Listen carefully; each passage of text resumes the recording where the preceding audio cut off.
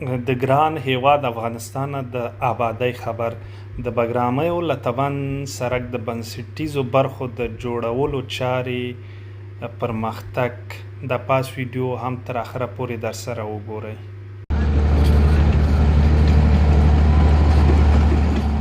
د 21مې ناحیې اړوند د کابل جلال آباد تر سړک پورې د بګرامیو له تبن سړک د خاورینې برخې د جوړولو چارې د پام وړ کاري پرمختګ لري او هڅه کیږي څو هر څه ژر قیر کولو ته چمتو شي. دا پرمختیایي پروژه له سویل څخه د ختیځ په لور د لیږد رالېږد او د ترافیکي بهیر د ویش په برخه کې ځانګړی ارزښت لري.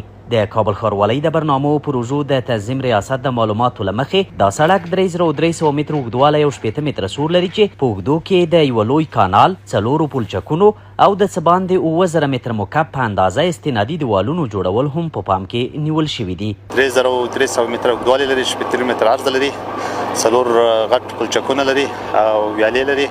فعلا د موږ کارونه په د کټینګ او فیلینګ کارونه چې په لوی حجم سره موږ تمام کړي دي او د استنادي دیوالو کارونه د جوشي کارونه په جریان کې دي او د 2 کیلومتر په اندازه باندې سپلیټ آماده کړي. 26 آماده ان شاء الله په نږدې راتلونکي کې به د 26 هم شروع کوو. د دې پروژې په بشپړېدو سره به هیوادوالو ته د تګ راتګ په برخه کې ګڼې اسانتیاوې رامنځته او د 21مې ناحیې اقتصادي ودې ته به زمینه برابره شي.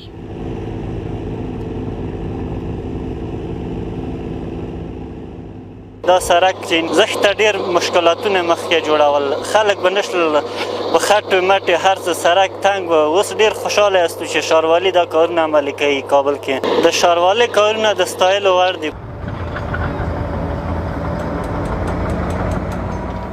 مخکې دا مشکلات وو، کنډوالي وو، نه سړک وو، نه لار وه، نه پل وه. ورجانه بیا به چې چېرته کوم وخت سیخ سولې دا مشکل وو. اوس خو شکر د آبادي راغله. کابل ښاروالۍ د خدای نورم عزت وکړي، خدای دې نورم آباده کړي.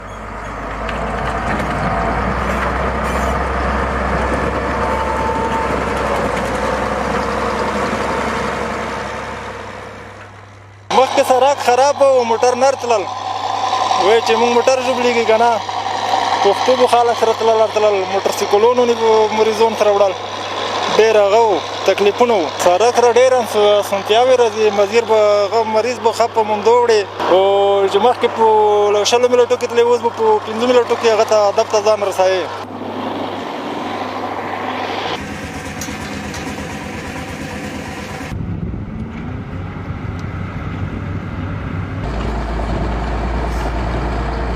د تازه معلوماتو او خبرونو لپاره زما ټیک ټاک هم در سره فالو کړئ. مننه.